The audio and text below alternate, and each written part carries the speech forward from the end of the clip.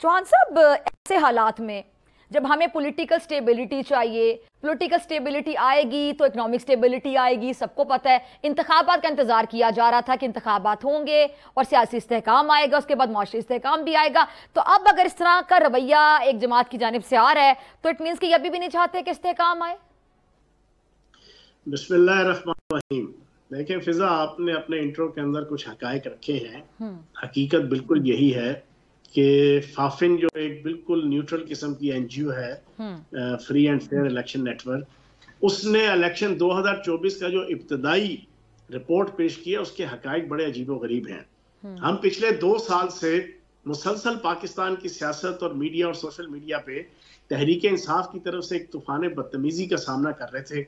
पाकिस्तान की रियासत, रियासती अदारे, अदालती अदारे, अवाम, मीडिया, हर शख्स और उनके मुखालफिन के जनाब पाकिस्तान की 85% आवाम और 85% वोटर वो बेताब बैठा हुआ है कि जिस दिन इलेक्शन होगा वो घरों से निकलेंगे और बानी चेयरमैन तहरीक इंसाफ की हदायत के ऊपर जनाब वोट के ऊपर मोहर लगा के आएंगे। अब हकायक इसके बिल्कुल बरखिलाफ हैं। हकायक ये है कि 17 मिलियन वोट जनाब पीटीआई ले रही है, जो 8 लाख वोटों से कम वोट हैं जो पिछली दफा उन्होंने 2018 में लिए थे। 2018 में उन्होंने 8 लाख ज्यादा वोट लिए थे, इस दफा 8 लाख कम वोट लिए। हकायक उसके बिल्कुल बरक्स है कि पीटीआई का जो मुखालिफ कैंप है, बाकी जमातें हैं, उन्होंने 40.5 मिलियन वोट लिया है, जो 250% ज्यादा बनता है पीटीआई से। पीटीआई से 250%।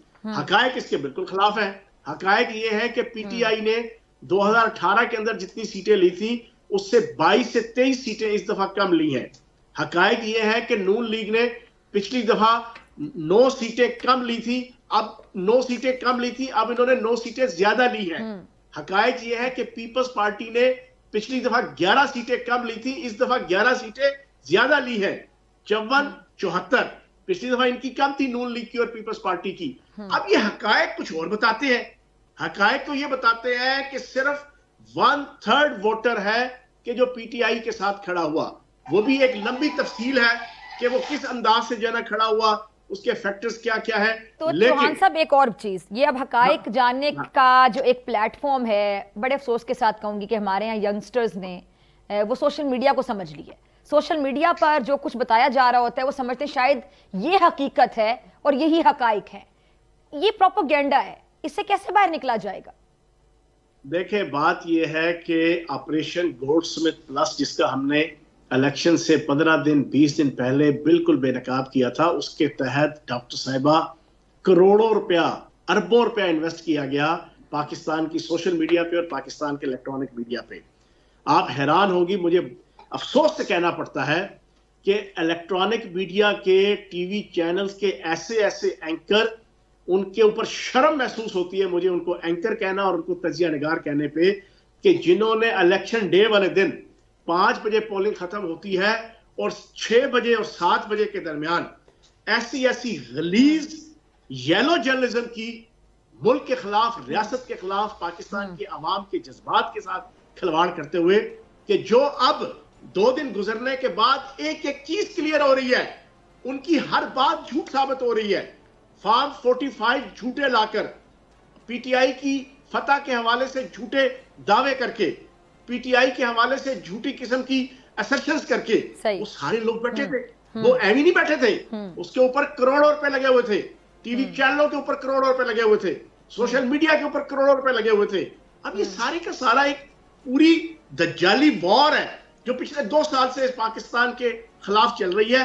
एजेंडा एक है, वो एजेंडा बिल्ली थैले से बाहर आ गई जब इनके जनाब मुंह में ये बात डाल दी गई कि हम नौज बिल्ला माजल्ला हम ढाका बनाएंगे पेशावर को। ये आप यहां से अंदाजा लगा ले, ये वो एजेंडा है जो बाहर बैठी यहूदी ताकतें और इंडियन चैनल्स।